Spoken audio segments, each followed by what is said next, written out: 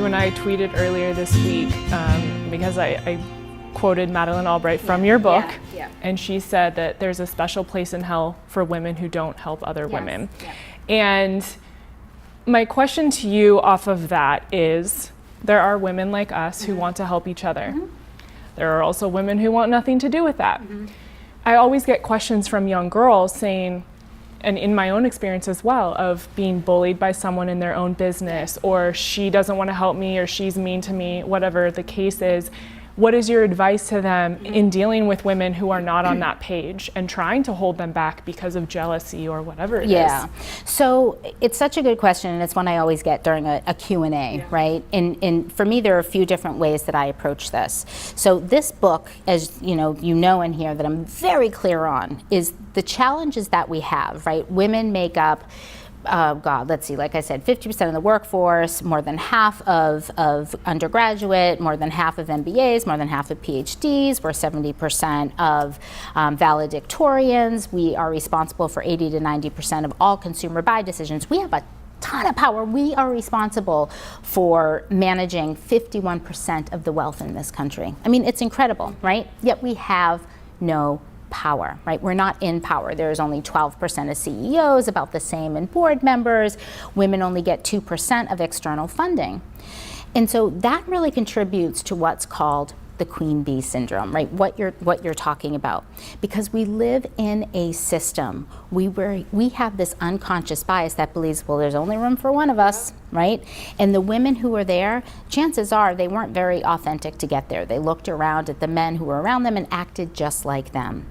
They worked so hard to get to the top that they have a more command and control style versus what I had talked about, right? Lifting folks and finding the next generation of leaders.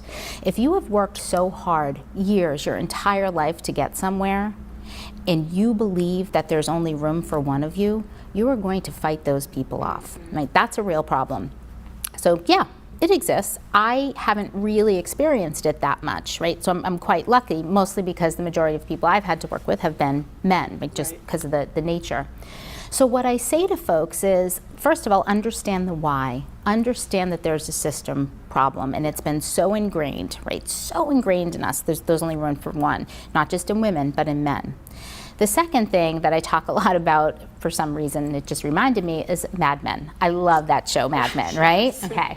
So in Mad Men, for folks who haven't seen it, it's the show about this guy, Don Draper, and it turns out that Don Draper wasn't really Don Draper, right? He was born to, I think, a prostitute, right? And he was raised in a house where prostitutes live, and he ends up, of course, getting drafted, and he is in a bunker with this guy named Don Draper. Don Draper gets killed, and he decides that he does not want to lead his old life. So he takes the guy's dog tags, gives him his, and there he goes. And he becomes this incredibly brilliant ad man, right, on Madison Avenue, hence Mad Men. And he was so good at helping companies orchestrate a new conversation around their brand, just like he did not like where the conversation was going about his life and orchestrated a new conversation around his life.